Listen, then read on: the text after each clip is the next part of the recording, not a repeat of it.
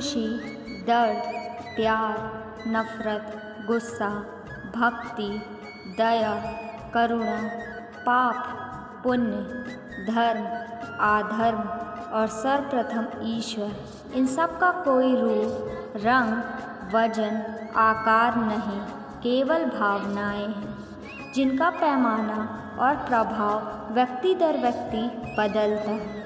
इनको मापने का कोई ढंग आज तक बना ही नहीं, बल्कि भावनाओं और वेदनाओं को केवल महसूस किया जा सकता है।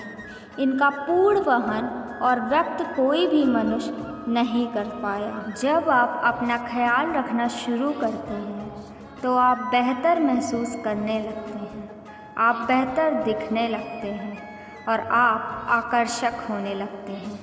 लोग खुद ब खुद आपसे अट्रैक्ट होने लगते हैं या सब मात्र आपसे शुरू होता है। जीवन में कभी कभी ये भी ज़रूरी है किसी प्रतिबद्धता को रद्द कर देना, किसी वादे को तोड़ देना, किसी के कॉल का उत्तर ना देना, अपना कोई विचार बदल लेना, कभी बिल्कुल अकेले रहना, किसी दिन काम से छुट्टी लेना, कुछ भी नहीं करना, किसी को सुना देना या मन की भड़ास निकाल लेना, किसी को जीवन से जाने देना, किसी को भूल जाना, किसी बात का अफसोस ना करना, जीवन को आसान और असमंजस से बाहर निकाल देता है।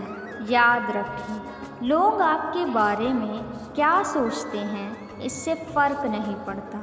फ़र्क इससे पड़ता है कि आप अपने बारे में क्या सोचते हैं। अगर आपको लगता है कि आप जो कर रहे हैं या जो फ़ैसला लिया है वह सही है तो आप उस पर अटिग रहें। यदि कोई आपको गलत ठहराने की कोशिश कर रहा है तो उसका पक्ष सुने, फिर तय करें। जब आप 4 तरह के विचार सुनोगे तो आपके लिए अंजाम तक पहुंच पाना मुश्किल हो जाएगा। यह जीवन एक अवसर है, चाहे गवा दो चाहे संभाल लो। यह जीवन एक मौका है, चाहे व्यर्थ में डुबा दो चाहे सार्थक की तलाश में लगा दो। व्यर्थ में डुबाया तो मौत में बहुत तड़पोगे। मृत्यु बड़ी भयंकर अमावस की रात की तरह आएगी, और अगर जीवन को सार्थक की खोज में लगाया तो मृत्यु एक मित्र की तरह आती है, पूर्णिमा की रात की तरह आती है। बाबा राम रहीम को गालियाँ दे लो या आसाराम को, उन मूर्ख महिलाओं को भी कुछ बोलो जो बाबा बाबा करके चरण दबाने लगती हैं, फिर बाबा का दिल आ जाता है।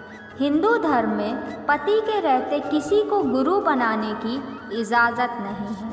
आप कोई भी समागम देख लो, औरतों ने ही भीड़ लगाई हुई है। परिवार जाए भाड़ में, बाबा की सेवा करके मोक्ष प्राप्त करना है। खुद फैसला कीजिए, बदलाव कहाँ चाहिए। विदेशी कंपनियों का बहुत बड़ा षड्यंत्र। यदि रंगोरा करने वाली क्रीम होती तो बाजार क्षेत्र भारत नहीं अफ्रीका होता, और ओबामा और ओपरा विन्फ्रे जैसे अरबपति काले नहीं होते। यदि कद लंबा करने वाली दवा सच में कद बढ़ाती तो नेपाल और चाइना की खपत ही पूरी नहीं हो पाती। यदि बाल काले, मुलायम, रेशमी करने वाला शैम्पू होता तो वेस्ट इंडीज़ अफ्रीका वालों के बाल चपटे नहीं होते। आज जितनी भी बहुराष्ट्रीय कंपनियों वाले हैं, सब ने भारत को मार्केटिंग अड्डा बना लिया है, क्योंकि भारत में ज़रूरत की चीज़ें नहीं खरीदी जाती, बल्कि विज्ञापन देखकर ज़रूरत महसूस कराई जाती है। अर्जुन ने एक रात को सपने में देखा कि एक गाय अपने नवजात बछड़े को प्रेम से चाट रही है।